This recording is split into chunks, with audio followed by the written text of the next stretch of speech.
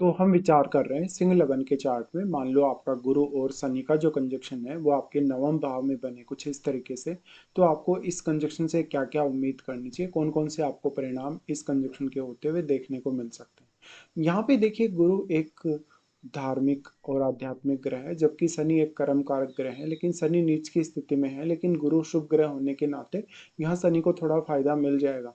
तो धर्म और कर्म का एक अनूठा संगम ये कंजक्शन यहाँ बना रहा है। और ये काफी रेयर कंजक्शन है। ये कंजक्शन नॉर्मली हम ये मानते हैं कि जिसपे जातक के चार्ट में होता है, कभी कभी उसके जीवन में बहुत उन्नति नहीं हो पाती या जातक को काफी लेट ही उन्नति मिल पाती है ऐसे में। लेकिन ये कंजक्शन क्योंकि मेष राशि में बन रहा है, अगर यहाँ पे मंगल की स्थिति काफी मजबूत हो, आपका लग्नेश भी बहुत ही मजबूत हो, तो जरूरी नहीं है कि आपको हमेशा जीवन में डिले होगा ही होगा। लेकिन कुछ मामलों में डिले होगा भी और कुछ मामलों में नहीं भी। जैसे शनि की यहाँ इंपॉर्टेंस काफी ज्यादा है, क्योंकि शनि नीच की स्थिति में आ गए और वो आपके चार्ट में छठे और सातवें घर के लॉर्ड है। नवम भाव में शनि के आ जाने के कारण हो सकता है शनि अगर वक्री हो तो ज्यादा बेटर प्रभाव डाल सकते हैं। अगर शनि वक्री नहीं है उस केस में जरूर आपको काफी ज्यादा डिले हो सकता है। आपको इवन हायर स्टडीज के लिए, आपके करियर की शुरुआत के लिए, मैरिड लाइफ से काफ़ी असंतुष्टि रह सकती है। हालांकि उसके लिए लेकिन सप्तम भाव में बैठे हुए प्लैनेट और सप्तम भाव पर प्रभाव डाल रहे ग्रहों को भी आपको देखना ही होगा। गुरु और शनि का वैसे कंजक्शन नॉर्मली जिस भी भाव में होता है उस भाव के प्रति आप काफ़ी ज़्यादा सीरियस होते हैं। उस भाव के कार्यों के प्रति आपको काफ़ी व्यवहारिक होना पड़ता है। आपको बहुत ज़्यादा कहीं ना कहीं खुद से उम्मीद करनी चाहिए जिस भी भाव में आपके गुरु और शनि का कंजक्शन हो। तो नॉर्मली अगर गुरु यहाँ पे वक्री है, गुरु यहाँ पे बहुत मजबूत स्थिति में नहीं है, डिग्री वाइज बली नहीं है, तो आपको फिर भी अपनी कर्मठता से, अपनी खुद की मेहनत से, अपने खुद के एफर्ट से ही अपने भाग्य का निर्माण करना पड़ेगा। यहाँ पर आप किसी और पर डिपेंडेंट नहीं हो सकते। और ऐसा कंजक्शन होने से आपका उच्च शिक्षा की रुझान होना, आपका अपने गुरुजनों के साथ अच्छा रिलेशन होना, आपको जो जीवन में गाइड करने वाले लोग हैं वो काफ़ी अच्छे मिलने की संभावना है। अगर सूर्य मजबूत नहीं है तो पिता के साथ रिलेशन उतने बेहतर नहीं होते आपके। ऐसा कंजक्शन होने से बेसिकली जो यहाँ पर इम्पैक्ट है किसका ज़्यादा है, जैसे गुरु का प्रभाव ज़्यादा है या शनि का प्रभाव ज़्यादा है, और साथ में यहाँ डिस्पोजिटर मंगल है, तो मंगल यहाँ पे गुरु के साथ मित्रवत है, इसलिए मंगल अगर काफी मजबूत है चार्ट में तो फिर भी आपको ये कंजक्शन काफी सपोर्ट कर सकता है। गुरु अगर लेकिन वक्री हो गए आपके तो फिर ये कैरियर के लिए और बहुत सारे अन्य मामलों के लिए चैलेंजेस ला सकता है। ऐसा कंजक्शन होने से बेसिकली जातक जितना ज़्यादा मेहनत कर ले, अपनी अर्ली एज में जितने सारे वो अनुभव हासिल कर ले, उसके लिए उतना ही अच्छा होगा। ऐसा कंजक्शन है तो जातक कहीं ना कहीं जीवन में कड़े संघर्ष के बाद ही अच्छे बदलाव देख पाता है।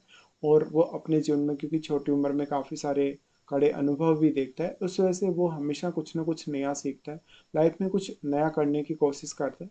ऐसे जातक वास्तव में अपने जीवन को बहुत ज़्यादा संतुलित भी कर पाते हैं अपने कर्म के द्वारा, अपने खुद के एफर्ट के द्वारा।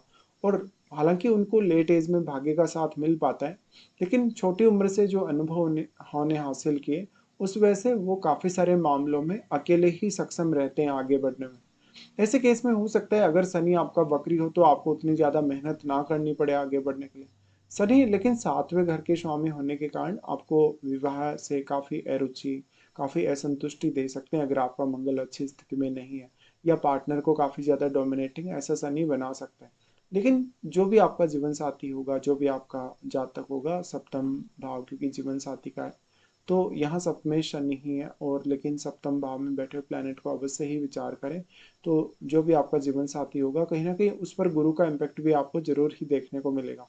ऐसे में जीवन साथी आपका काफ़ी ज़्यादा समझदार, बहुत ज़्यादा संभल कर चलने वाला, बहुत ज़्यादा विवेक के साथ आगे बढ़ने वाला, और काफ़ी ज़्यादा कहीं ना कहीं रिजिड हो सकता है, अपने फैसलों में काफ़ी कठोर हो सकता है, बहुत ज़्यादा व्यवहारिक हो सकता है। तो आपको फिजिकल अटैचमेंट उतनी अच्छे से देखने को नहीं मिलती, या इमोशनल जो रिश्ता है आपका जीवन साथी के साथ वो एकदम खत्म सा रहता है। ऐसे में हो सकता है मैरिज से बाद में आप कभी कभी असंतुष्ट भी रहें, और मैरिज करने में भी आपको काफ़ी डिले हो, या आप अपने करियर में बहुत ही वेल सेटल होके ही मैरिज करना पसंद करें। अब गुरु यहाँ कितना ज़्यादा प्रभाव डाल पा रहे हैं, गुरु जितना ज़्यादा यहाँ प्रभाव डालेंगे उतना ही ज़्यादा आपका लक आपको सपोर्ट करेगा। और फिर अगर मंगल भी अच्छा प्लेस्ड है तो आपको शनि से यहाँ कुछ ज़्यादा डरने की आवश्यकता है नहीं। ऐसे में जो जीवन साथी है वो काफ़ी उच्च रूप से शिक्षित हो सकता है। जीवन साथी आपका कोई परामर्श के क्षेत्र में हो, कोई कानून के क्षेत्र में हो, हो सकता है किसी प्रशासनिक क्षेत्र से वो जुड़ा, प्रशासनिक पद से वो जुड़ा। ऐसे में जीवन साथी काफी मेहनती होगा और बहुत ही ज्यादा सात्विक होगा। अब शनि सप्तमेश होने के कारण, क्योंकि अष्टमेश है गुरु और वो पंचमेश भी है, इसलिए जीवन साथी में काबिलियत तो बहुत ज्यादा होगी, लेकिन कभी कभी वैचारिक मतभेद देखने को मिलेगा, क्योंकि ये कंजक्शन बहुत ज्यादा व्यवहारिकता की तरफ संकेत करता है। इसलिए स्वास्थ्य को लेकर भी कभी कभी कुछ दिक्कतें हो सकती हैं। और गुरु की प्लेसमेंट यदि अच्छी नहीं है, गुरु अगर वक्री हो गए, तो जीवन साथी से बेहद असंतुष्टि भी सामने आ सकती है। उसके लिए फिर आप देखिए कि सप्तम या अष्टम में क्या कोई प्लेनेट स्थित है। फिर ये दोनों ही प्लेनेट अगर देखा जाए आपके चार्ट में, पांचवें घर से लेकर आपके आठवें घर तक इन सभी भावों को रिप्रेजेंट करते हैं। तो इन दोनों का कंजक्शन तो भले ही आपके नवम भाव में बन गया, लेकिन आपके इन भाव में बैठे हुए प्लैनेट्स का भी अपना अपना अलग अलग रोल है। जैसे मान लो कोई प्लैनेट आपके पंचम में बैठा है, तो पंचम में बैठा प्लेनेट आपके पंचम पर तो हमेशा असर डालेगा, चाहे वो एक शुभ ग्रह है चाहे एक अशुभ ग्रह है। लेकिन वो आपके 11वें घर को भी अवश्य प्रभावित करेगा और 11वें घर में बैठे हुए प्लेनेट को भी। तो इससे आपके सामाजिक नेटवर्क पर फर्क पड़ेगा, आपकी अपेक्षाओं पर फर्क पड़ेगा, आपके जो भी अचीवमेंट्स हैं उन पर भी काफी ज्यादा असर पड़ेगा। कोई प्लेनेट मान लो आपके सिक्स हाउस में बैठा है, सिक्स हाउस में बैठा हुआ प्लेनेट अगर एक क्रूर ग्रह हो, एक एग्रेसिव प्लेनेट हो, तो ज्यादा अच्छा है एक शुभ ग्रह होने की तुलना में, क्योंकि यहाँ बैठा ग्रह अपनी जो नेचुरल एबिलिटी है उसको खो देगा। फिर वो ग्रह आपके, क्योंकि ट्वेल्थ हाउस पे दृष्टि डालेगा, तो वो आपकी मैरिड लाइफ को, आपके रिलेशन को, फॉरेन टूर को, फॉरेन सेटलमेंट को काफ़ी प्रभावित कर सकता है। और रात्रि के समय में वो आपकी नींद को भी काफ़ी ज़्यादा प्रभावित कर सकता है। इसी तरीके से मान लो आपके सप्तम में कोई प्लैनेट बैठेगा, तो सप्तम में बैठा हुआ प्लैनेट डायरेक्टली आपके लगन को इम्पेक्ट करेगा, लगन पर अपनी दृष्टि डालेगा। और क्योंकि वो सप्तम में है ऑलरेडी, तो सप्तम भाव पर भी वो अपना स्ट्रॉन्ग प्रभाव डालेगा। अष्टम घर में बैठा हुआ प्लेनेट आपके सेकंड हाउस को यहाँ से काफी मजबूत करेगा, आपकी वाणी पर भी प्रभाव डालेगा, आपके खान पान या रहन सहन को भी बदलने की वो क्षमता रखता है। तो ऐसा कंजक्शन होने से आपको बहुत ज्यादा धैर्य की आवश्यकता पड़ेगी। आपका स्वयं का अगर एटीट्यूड देखा जाए, तो आप बहुत ही ज्यादा न्यायप्रिय, काफी मेहनती, काफी नैतिक पथ पे चलने वाले और हमेशा उच्च आदर्शों का पालन करने वाले पर्सन हो सकते हैं। लेकिन कभी कभी आप में अपने फैसलों को लेके बहुत ज्यादा जिद हो सकती है, बहुत ज़्यादा आप रिजिड हो सकते हैं, और साथ में किसी और की बात नहीं मानने के प्रति आप काफ़ी सीरियस हो सकते हैं। ऐसे कंजक्शन की वजह से हमेशा लंबी जो दूरी है उसको आपको तय करना चाहिए, और हमेशा लंबे समय की प्लानिंग लेके ही चलना चाहिए। हालांकि आपको जहां भी आप जाएंगे, जो भी पर्टिकुलर आप काम चुनेंगे, कैरियर चुनेंगे, उसमें आपको बड़ी जिम्मेदारियां ही मिलेंगी। अब फिर जब धन की बात आ जाती है, तो विशेष तौर पे आपकी जो प्रगति है वो 30 की उम्र के बाद ही शुरू होगी, यानी 30 वर्ष की उम्र के बाद। और लगभग जब आप 37 38 को क्रॉस करेंगे, तब आप देखेंगे कि आप बहुत ही एक अच्छी स्थिति में आ गए। ऐसा कंजक्शन होने से विशेष तौर पे आपको अपनी पैतृक संपत्ति से या जीवन में कहीं से भी कोई बहुत बड़े लाभ की उम्मीद नहीं करनी चाहिए, जब तक आपने खुद उसके लिए एफर्ट नहीं किया हो। जीवन में संघर्ष रहेगा, लेकिन संघर्ष का जो मिला जुला असर है आपके जीवन पर, वो आपको काफी कुछ सिखा कर जाएगा, और यहाँ धार्मिक और आध्यात्मिक प्रगति होने के चांसेस काफी ज्यादा रहेंगे। ऐसे केस में आप एक अच्छे जज बन सकते हैं, एक वकील या कोई लीगल एडवाइजर बन सकते हैं, प्रोफेसर बन सकते हैं, एक अच्छे रिसर्चर बन सकते हैं, एक अच्छे फिलोसोफर बन सकते हैं। इसके साथ साथ आप कोई प्रबंधन के क्षेत्र में जा सकते हैं, प्रशासनिक क्षेत्र में जा सकते हैं, और एक अच्छे आध्यात्मिक गुरु, एक अच्छे ज्योतिषी बन सकते हैं, या परामर्श लोगों को अच्छा दे सकते हैं। अक्सर आप कोई ऐसे आध्यात्मिक एक लीडर भी आप बन सकते हैं। ऐसा कंजक्शन होने से बेसिकली अब आपकी कार्य प्रणाली पर काफी असर पड़ेगा। अगर हम यहाँ दृष्टि संबंध के हिसाब से विचार करें, तो सबसे पहले यहाँ शनि को ही देखते हैं। शनि आपके चार्ट में वैसे देखा जाए तो छठे और सातवें घर के लॉर्ड हैं, लेकिन नवम भाव में आ गए, तो सबसे पहले वो अपनी तीसरी दृष्टि यहाँ डालेंगे आपके 11वें घर पे। तो वो आपके धन के प्रति, आपकी इच्छाओं के प्रति, आपकी अपेक्षाओं के प्रति आपको काफी अनुशासित दृष्टिकोण देंगे, जिससे जो भी आप पैसा कमाएं, जो भी आप धन कमाएं, लाभ कमाएं, तो उसको सही तरीके से मैनेज कर सकें। लेकिन शनि जितना ज्यादा स्ट्रॉन्ग प्रभाव यहाँ डालेगा, उतना ही वो आपको डिले भी करेगा। शनि फिर दृष्टि डाल रहे हैं यहाँ पे आपके तीसरे घर पे। तीसरे घर पे इनकी दृष्टि होने से, क्योंकि शनि के लिए उच्च का घर है, तो भाई बहनों के साथ, रिलेटिव्स के साथ, पड़ोसियों के साथ कुछ मतभेद दे सकते हैं, लेकिन ये इतना ही ज्यादा आपको हार्डवर्क करने के लिए भी आगे बढ़ाएगा। तो आपके लिए जो जो भी लाइफ में चैलेंजेस होंगे, वो आप अकेले ही उनसे निपट लेंगे या पार पा लेंगे। शनि की यहाँ दृष्टि आपके रिश्तों को काफी ज्यादा प्रभावित करेगी, तो आपके रिश्तों के प्रति आप जितने प्रैक्टिकल रहे, जितने व्यवहारिक रहे, आपके लिए उतना ही अच्छा होगा। शनि फिर दृष्टि डालेंगे छठे घर पे। अब वैसे शनि नीच की स्थिति में बैठे हैं, लेकिन मकर राशि कैप्रिकॉर्न साइन पर शनि की दृष्टि उतनी अच्छी साबित होगी नहीं।